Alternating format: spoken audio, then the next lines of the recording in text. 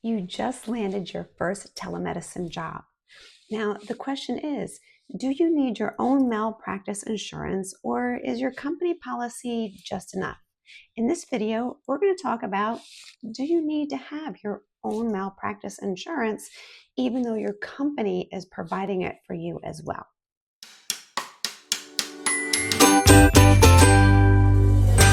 My name is Lori. I am your telemedicine chick, and in my videos, I help empower and support you, my fellow nurses and nurse practitioners, when it comes to your telemedicine career. Before we get started, if you can definitely go down and subscribe to this video so that you don't miss an episode ever of when I release new videos when it comes to helping support you in your telemedicine career. So you have a new telemedicine job, and typically most companies are going to provide you malpractice insurance. But is it a good investment to get your own not telemedicine, your own malpractice insurance? Now, this is something that I personally have had for several years, even before I got into telemedicine. Now, of course, everything that I talk about in this video is my personal experience and what I have done. You, of course, have to do your own research and figure out what is best for you. But this is just my experience, and I'll tell you a little bit about why I have always had my own malpractice insurance. So let's first start off with explaining what malpractice insurance is.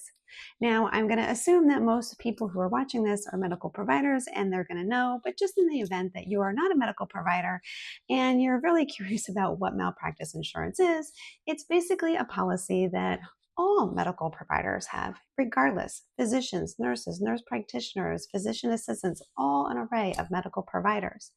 And this insurance is to help protect the provider in the event that something happens to a patient, or you're negligent, or there's something happened with a patient and they sue you saying that you didn't do what you were supposed to do as a medical provider, and because of that I am now X, Y, and Z. So what that policy is going to cover is your legal fees, any kind of settlements, damages, all of those kind of fees that will come along with a lawsuit. Now, why does malpractice insurance a little bit more important when it comes to telemedicine?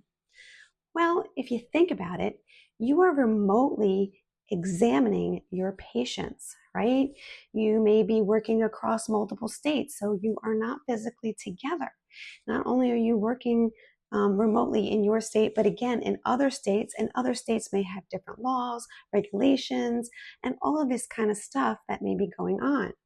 And so malpractice insurance is really important when you think about telemedicine, because what if you miss something because you're not able to physically examine the patient and you misdiagnose the patient and something really bad happens? Not long ago, there was a case where a patient came in for a telemedicine visit. The provider, it's a little bit questioning of like, I don't know the whole story, but the provider should have basically told the patient to go have an in-person evaluation and didn't. And unfortunately, the patient died. So there is a malpractice suit that's obviously happening because of that. And these are the reasons why, one, it's really important to know the limitations of telemedicine and when you need to refer a patient to in-person care. And then another thing too, I always make sure that I inform the patient of the limitations. Now, this is not going to ultimately protect you against being sued, but I always tell patients, telemedicine has limitations. You have the opportunity to seek in-person care. And based on this, do you still want to move forward with this telemedicine visit? Because it's important to, personally, me, I know that they sign a little piece of paper and they say, yeah, do they really read it? Who knows? And that's why in the beginning of every one of my visits, I always tell patients the limitations, that they have the opportunity to see in-person care, and do they still want to move forward based on that information. Now, of course, I can't promise you that that's going to 100% protect you, but I think that's something that's always important to tell the patients, just so that they know and they're aware that they can seek in-person care. Also, it is always going to be very important for you as a provider, a nurse, whoever it is that is performing that telemedicine, telehealth visit, to know your limitations and when it's really important that you refer to a person for in-person care. So hopefully you can kind of get the understanding of why malpractice insurance is really important when you're in your telemedicine career, because you really want to make sure that you are 100% covered. And when you do get a job, typically they are going to give you malpractice insurance. It's going to cover you, right? But how far does it cover you? Does it cover you for everything? Is it getting every I dotted, every T crossed when it comes to your safety and your license? Does it only cover you while you're working there? Does it actually help you if you leave? Like, these are all the important things that are really important to know when it comes to the malpractice insurance that your company is providing you. Now, we're going to go into a little bit of the different kinds of malpractice, the two different types of different malpractice, but hopefully you're getting the gist of why it's really important that you understand or maybe possibly get your own policy in the background just to double protect yourself. So there's generally two different types of malpractice insurance. There is occurrence kind, and then there is claims made. So let's go over the two of them just so that you can understand the difference. Now, occurrence-based is that the occurrence occurred while while the policy was active. Okay, it doesn't matter when the claim is made. It could be down the road. You could have, suppose you had your policy just for the year of 2024. And during 2024, you had an incident with a patient and they sue you, make a claim in 2025. In that instance, occurrence based malpractice insurance is going to cover you because it's covering the occurrence that happened during your active policy. So claims made is when I am working in 2024. I have a policy that is only good for 2024. Something happens, a patient sues me, and they sue me in 2024 while I'm actually in the policy. So the occurrence has to happen while the policy is active, and the lawsuit has to happen while the policy is active as well. Hopefully that made sense. So just to wrap back up a little bit, occurrence can happen while the policy is active, but the patient can make a claim at any time. So it's still going to get covered because you were covered during the time of the incident. Where claims made is the incident and the claim have to be submitted while you have that active policy only. Now, when it comes to claims made, you can get an extra purchase. Like when you kind of leave, you can get tail coverage, and that'll kind of cover you for sure. But it's really important, especially with your employer. What kind? Do they have occurrence or do they have claims made?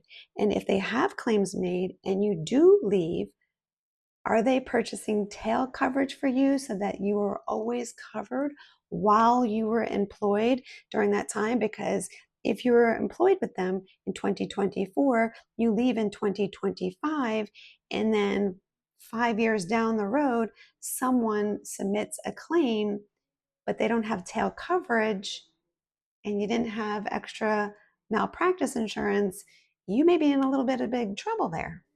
So when it comes to your new employer, it is going to be really important to ask a couple of questions when it comes to their malpractice insurance and how it's going to cover you. Are there any limitations? Are there any exclusions? Are there any gaps in that policy when it comes to you? Some key questions that you are going to want to ask your new employer when it comes to your malpractice insurance is it going to cover all the states that I'm working in? Does it cover telemedicine services? And is this occurrence or is this claim based? And if it is claim based, is there tail coverage in case I leave this position?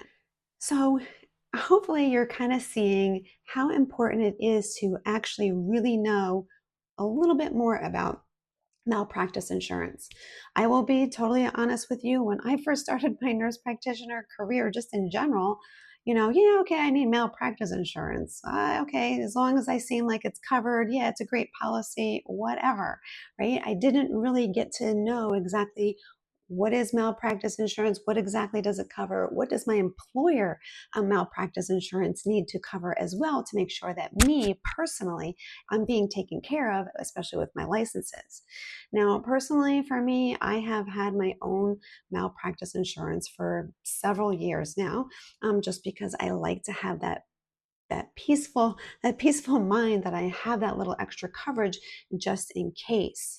Why you may consider getting in your own malpractice policy is one, if after you talk to your employer, that there are some gaps or there are some limitations, or maybe it's claims made and they're like, well, we don't know if we'll give you tail coverage. So that is a time that maybe you would like to be like, I think I need to get my own malpractice insurance. Another thought is, a lot of us, at least I know for me, at certain times of my career, I had a couple of telemedicine jobs, right? I maybe had a full-time one, but maybe a little bit on the side. Or, right now I have my own practice and then I'm working a 1099 on the side, so when, especially a lot of people in telemedicine, sometimes maybe they have one full-time job, maybe they have a couple of part-times, maybe they have a couple of 1099 jobs. So especially if you're having multiple jobs, you may want to have that little extra coverage just to make sure that no matter where you are, that you are covered. Also, just in case it is, so maybe your employer only has claims made, and are they going to guarantee that they're going to cover, that they're going to keep tail coverage for you? So that might be just a little bit of an extra peace of mind. At least that has always been for me, is just I get my own policy. That way I know that I'm covered. Yes, my employer provides that and that's great. And they say that it's claims and they say that they have tail coverage, but you just never know what's going to happen, right? What if that company goes out of business and then they don't have anything anymore? So it's just, to me, it's extra peace of mind just to have that little extra malpractice insurance. Yes, I know it's expensive, but it is an investment in you and your licenses and your career, and it's a tax write-off. So I hope you found this video helpful. In the end, these are the key things that I hope that you are going to take away from this video. One, asking your employer, what is the coverage? What does it cover? And if it is only claims made, can you guarantee that you're going to provide me with tail coverage? So really looking at that malpractice policy and making sure that you are covered. So that is the one thing that I definitely hope that you take away from this video. Number two, if there's any gaps where you have several telemedicine jobs, or you just want an extra peace of mind that you are fully covered, well then hopefully this video has prompted you to think about getting your own private malpractice insurance. And then three, one of the most important thing is just always remember, you're now in telemedicine. So when you call up that new policy people, whatever company that you decide to go for with your malpractice, so you want to ask them, do they cover telemedicine services? Do they cover all the states that you are located in? And is it claims or is it occurrence? And if you have the options, then making the best decision for you when it comes to your policy of which one you want. Sometimes occurrence based is a little bit more money than claims made, but in the long run, it may be the better investment. But again, that is totally up to you. This is how I roll and how I always make sure that the policy that I've had for a very long time, mine is occurrence based because I always just want to make sure no matter what, it's covered. Yes, it's a little pricey, but at the same time, it's a little bit of peace of mind and it's a tax write-off. So I hope that you found this video helpful. Thank you so much for watching. I really do appreciate all of you out there that have helped me grow my telemedicine chick channel to help increase my community and sharing and reaching out to me. And I really do appreciate your support. If you want to talk about telemedicine, if you want to talk about getting into telemedicine, if you want to talk about starting your own practice, or if you want to talk about malpractice insurance, I'm going to link down below my Calendly scheduler. I'm always happy to help support you in your telemedicine career. So please schedule a time to talk. I love always talking about telemedicine, as I do truly believe that nurses and nurse practitioners are the core to telemedicine, and we are all truly amazing and powerful. And yeah, we are just amazing. I'm not saying that you other providers out there are not also amazing. I just happen to be a nurse/nurse practitioner, and I love my fellow nurses and nurse practitioner in my profession. And I definitely think that telemedicine is not only today, but it is the future. Every day, more and more jobs are getting out there, and we're going to see more people getting into telemedicine. And also maybe consider doing your own private practice. Just going to put that little seed into your mind. But anyway, again, thank you so much for watching. Lori, your telemedicine chick, and I will see you in the next video. Take care.